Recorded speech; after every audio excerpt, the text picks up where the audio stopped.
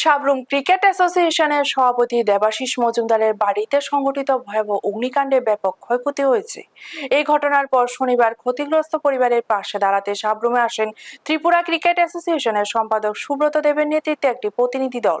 প্রতিনিধি দলটি দেবাশিস মজুমদারের বাড়ি পরিদর্শন করে অগ্নিকাণ্ডে হওয়া ক্ষয়ক্ষতির খোঁজ খবর নেয় এবং পরিবারের সদস্যের সঙ্গে কথা বলে সমবেদনা জানান। পাশাপাশি সংগঠনের পক্ষ থেকে সর্বোচ্চভাবে সহযোগিতার আশ্বাসও দেওয়া হয়। এদিন সংবাদ মাধ্যমের মুখোমুখি হয়ে ত্রিপুরা ক্রিকেট অ্যাসোসিয়েশনের সম্পাদক সুব্রত দেব বলেন, এত বড় ক্ষতির পর সান্ত্বনা দেওয়ার মতো ভাষা আমাদের কাছে নেই। তবে আমরা দেবাশিস মজুমদার ও তার পরিবারের পাশে রয়েছি এবং সংগঠনের পক্ষ থেকে যতটা সম্ভব সাহায্য করার চেষ্টা করব। ত্রিপুরা ক্রিকেট অ্যাসোসিয়েশনের এই মানবিক উদ্যোগের জন্য কৃতজ্ঞতা প্রকাশ করেছেন দেবাশিস মজুমদার ও তার পরিবারের সদস্যরা। অগ্নিকাণ্ডে ঘটনার স্থানীয় ক্রীড়ামহলেও শোকের ছায়া নেমে এসেছে। ব্যুরো রিপোর্ট, নিউজ তৎকাল 24। আপনারা তো সবাই জানেন যে এটা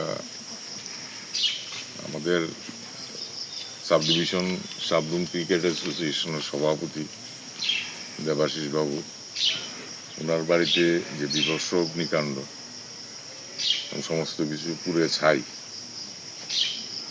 তো আমরা খবর পেলাম, সঙ্গে সঙ্গেই আমি, আমার সাথে সহসভাপতি, ট্রেজারার এবং আমাদের জেনারেল বডি মেম্বার সবাই আমরা আসছি এবং সান্ত্বনা দেওয়ার মতো তো কিছু নেই, সমস্ত কিছু পুড়ে ছাই হয়ে গেছে।